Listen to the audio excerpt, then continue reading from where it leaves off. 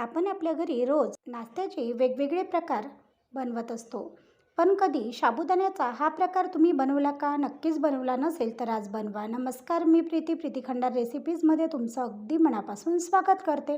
साबुदाण्याचा हा नाश्ता बनवण्यासाठी बघू शकता, इथे मी 1 कप एवढा साबुदाणा घेतलेला आहे. इथे मी जाड साबुदाणा घेतलेला आहे. त्याऐवजी आपण इथे बारीक साबुदाणासुद्धा घेऊ शकतो. आणि हा जो साबुदाणा आहे 5 ते 6 तास आधी मी भिजत घातलेला होता. आणि तुम्ही बघू शकता इथे छान असा हा साबुदाणा भिजलेला आहे. आता साबुदाणा छान भिजलेला आहे. आता त्याच कपाने आपल्याला 2 कप एवढे इथे जाड पोहे घ्यायचे आहे. मी इथे जाड पोहे वापरत आहे. तुम्ही इथे पातळ पोहेसुद्धा वापरू शकता. आता या पोह्यामध्ये आपल्याला घालायचं आहे पाणी. आणि पाणी घालून आपल्याला हे पोहे छान असे धुवून घ्यायचे आहे. पोह्यामध्ये खूप अशी धूळ वगैरे असते, म्हणून पोहे धुणे खूप असे आवश्यक आहे. तर इथे मी 3 पाण्याने हे पोहे स्वच्छ असे धुवून घेणार आहे. इथे बघू शकता मी पोहे स्वच्छ असे धुवून घेतलेले आहे.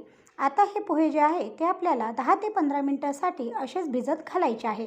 10 ते 15 मिनटं पोहे छान असे भिजेपर्यंत आपण इकडे या नाश्त्यासोबत खाण्यासाठी छान अशी एक चटणी बनवून घेऊया. चटणी बनवण्यासाठी गॅसवर कढई गरम करायला ठेवायची आहे. कढई छान अशी गरम झाली की त्याच्यामध्ये चम्मचभर तेल घालायचं आहे. तेल छान असं गरम झालं की याच्यामध्ये 3 चम्मच एवढी चण्याची डाळ आपल्याला घालून छान अशी भाजून घ्यायची आहे. तुम्ही इथे बघू शकता मी इथे चण्याची डाळ वापरत आहे. तुम्ही त्याऐवजी इथे दावडासुद्धा वापरू शकता. चण्याची डाळ छान अशी कलर चेंज होईपर्यंत किंवा गोल्डन कलर येईपर्यंत आपल्याला ही चण्याची डाळ भाजून घ्यायची आहे. चण्याची डाळ इथे छान भाजून झाली. आता आपल्याला थोडे शेंगदाणे याच्यामध्ये घालून घ्यायचे आहे. आणि शेंगदाणेसुद्धा आपल्याला छान असे भाजेपर्यंत इथे भाजून घ्यायचे आहे. आता बघा, तुम्ही जर इथपर्यंत व्हिडिओ पाहत आला असाल, व्हिडिओला लाईक केलं नसेल तर एक लाईक करा. चॅनलवरती नवीन असाल, अजून सबस्क्राईब केलं नसेल तर सबस्क्राईब करायला विसरू नका. आणि हो, तुम्हाला जर हा व्हिडिओ महत्त्वाचा वाटत असेल तर जास्तीत जास्त शेअर करायला सुद्धा विसरू नका. आता या स्टेजवर आपल्याला इथे अर्धा चम्मच जिरं घालायचं आहे. जिरं घालायचं आहे आणि जिरंसुद्धा छान असं इथे भाजून घ्यायचं आहे. इथे तुम्ही बघू शकता जिरंसुद्धा छान असं भाजून झालेलं आहे.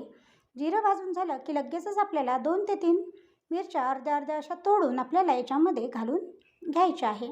आणि त्या मिरच्यासुद्धा आपल्याला अशा प्रकारे इथे भाजून घ्यायच्या आहे. इथं सगळं साहित्य भाजून झालं की आपल्याला गॅस बंद करायचा आहे.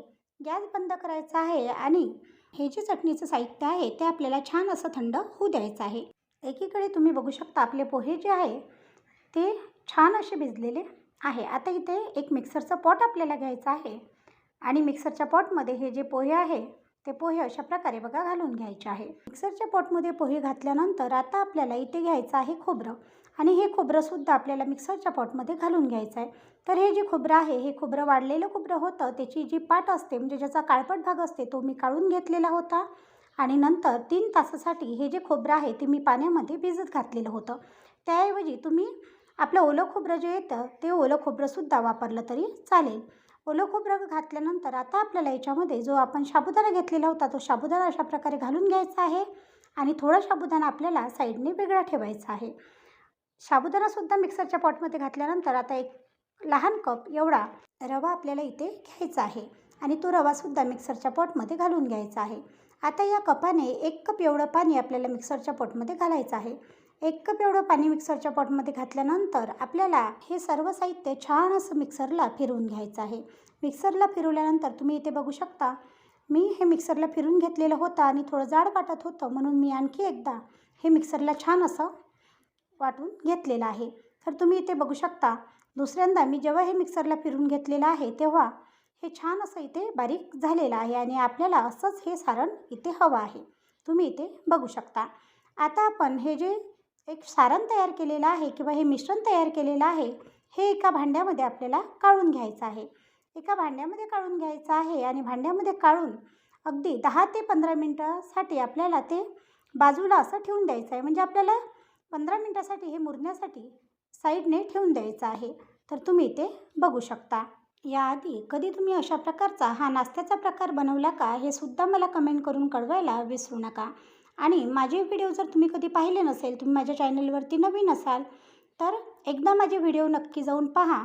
आणि तुम्हाला माझे व्हिडिओ कसे वाटते हे सुद्धा मला कमेंट करून कळवायला विसरू नका.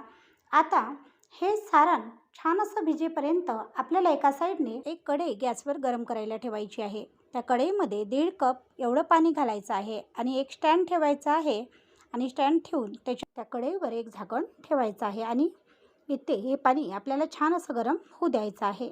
तुम्ही इथे बघू शकता. आता एकीकडे आपल्या नाश्त्याची छान अशी तयारी झालेली आहे आणि एकीकडे आपलं हे जे मिश्रण आहे ते सुद्धा छान असं मुरलेलं आहे. नाश्ता बनवण्यासाठी एक डबा आपल्याला घ्यायचा आहे, त्याला थोडं तेल लावून घ्यायचं आहे आणि जो आपण साबुदाणा ठेवलेला होता तो साबुदाणा त्या डब्याच्या आतमध्ये अशा प्रकारे बघा टाकून घ्यायचा आहे. आतमध्ये साबुदाणा छान असा टाकला की एकीकडे आपल्याला घ्यायचं आहे अर्धा चम्मच एवढं मीठ. अर्धा चम्मच मीठ घ्यायचं आहे आणि मीठ याच्यावर घालून घ्यायचं आहे. मीठ याच्यावर घातलं की लगेचच आपल्याला अर्धा चम्मच याच्यावर खायचं तेल घालायचं आहे. तेल घालायचं आहे आणि हे मिश्रण जे आहे ते छान असं इथे मिक्स करून घ्यायचं आहे. तुम्ही इथे बघू शकता. मिश्रण छान असं मिक्स झालं की आपल्याला इथे अर्धा चम्मच एवढा खायचा सोडा घ्यायचा आहे. अर्धा चम्मच एवढा खायचा सोडा घ्यायचा आहे. अर्धा चम्मच खायचा सोडा घालायचा आहे आणि लिंबूसुद्धा आपल्याला याच्यावर घालून घ्यायचा आहे. अर्धा लिंबू घालायचा आहे आणि याला छान असं मिक्स करून घ्यायचं आहे आणि लगेचच आपल्याला या डब्यामध्ये याला घालायचं आहे. मिश्रण अशा प्रकारे डब्यामध्ये घातल्यानंतर आपल्याला जो उरलेला साबुदाणा आहे तो सुद्धा या मिश्रणावर घालून घ्यायचा आहे. मिश्रणावर साबुदाणा घातल्यानंतर आता हा जो डबा आहे तो आपल्याला कढईमध्ये ठेवायचा आहे आणि हा जो नाश्ता आहे तो छान असा बाफून घ्यायचा आहे. तर तुम्ही इथे बघू शकता अशा प्रकारे मी पूर्ण जो साबुदाणा होता तो साबुदाणा अशा प्रकारे याच्यावर टाकून घेतलेला आहे आणि इथे बघू शकता अशा प्रकारे या कढईमध्ये ठेवून दिलेला आहे आणि ठेवल्यानंतर त्याच्यावर झाकण ठेवून बरोबर 20 मिनटं मध्यम आचेवर आपल्याला हा नाश्ता होऊ द्यायचा आहे.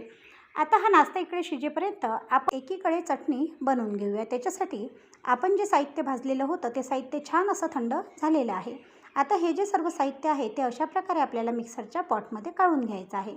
मिक्सरच्या पॉटमध्ये हे सगळं साहित्य काढल्यानंतर चवीनुसार अर्धा चम्मच एवढं मीठ आपल्याला याच्यामध्ये घालून घ्यायचं आहे. मीठ घातल्यानंतर आता चटणी आणखी चविष्ट बनवण्यासाठी अर्धा चम्मच एवढी साखर, थोडं पाणी आणि अर्ध लिंबूसुद्धा आपल्याला याच्यात पिळून घ्यायचं आहे. तुम्ही बघू शकता. आता लिंबू छान असं पिळून घेतल्यानंतर आपल्याला याला छान असं मिक्सरला फिरून घ्यायचं आहे आणि इथे आपली मस्त अशी चटपटीत चटणी तयार आहे.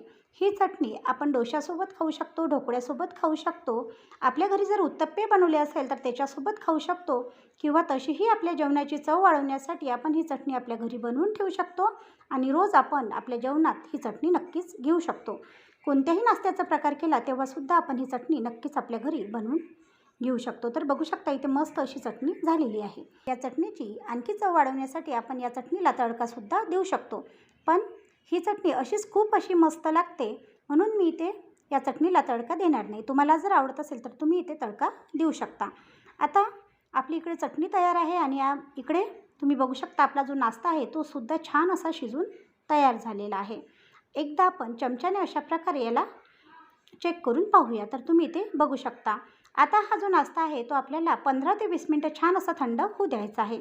इथे आपला नाश्ता छान असा थंड झालेला आहे आणि तुम्ही बघू शकता थंड झाल्या कारणाने याच्या कडासुद्धा छान अशा मोकळ्या झालेल्या आहे आणि याला स्पंजसुद्धा बघू शकता मस्त असा स्पंज आलेला आहे. आता एकदा आपण याला अशा प्रकारे मोकळं करून घेऊया आणि एका प्लेटमध्ये अशा प्रकारे हा नाश्ता काढून घेऊया. तुम्ही बघू शकता मस्त असा इथे हा नाश्ता तयार आहे. या नाश्त्याला आपण छान असा तडकासुद्धा बनवून घेऊया. तडका बनवण्यासाठी एकीकडे गॅसवर कढई गरम करायला ठेवायची आहे. कढई छान अशी गरम झाली की त्याच्यामध्ये थोडं तेल घालायचं आहे. तेल छान असं कडकडीत गरम झालं की याच्यामध्ये थोडी मोहरी घालायची आहे. मोहरी छान अशी तडतडली, हिरवी मिरची घालायची आहे. हिरवी मिरची घातल्यानंतर कढीपत्तासुद्धा आपल्याला याच्यामध्ये घालून घ्यायचा आहे आणि कढीपत्ता व हिरवी मिरची तडक्यामध्ये छान अशी झाली की आपल्याला याच्यामध्ये घालायचं आहे थोडं पाणी. पाणी घालून घ्यायचं आहे. पाण्याला थोडी उकळी फुटू द्यायची आहे आणि गॅस बंद करायचा आहे. आता याच्यामध्ये अर्धा चम्मच एवढं मीठ, अर्धा चम्मच एवढी साखर आणि अर्ध लिंबू पिळून घ्यायचं आहे. इथे मस्त असं आपलं खट्टमिठ्ठ पाणी तयार झालेलं आहे आणि आपला नाश्तासुद्धा एकीकडे तयार आहे. आता आपण जे पाणी तयार केलेलं आहे ते पाणी अशा प्रकारे आपल्याला या नाश्त्यावर सोडून घ्यायचं आहे.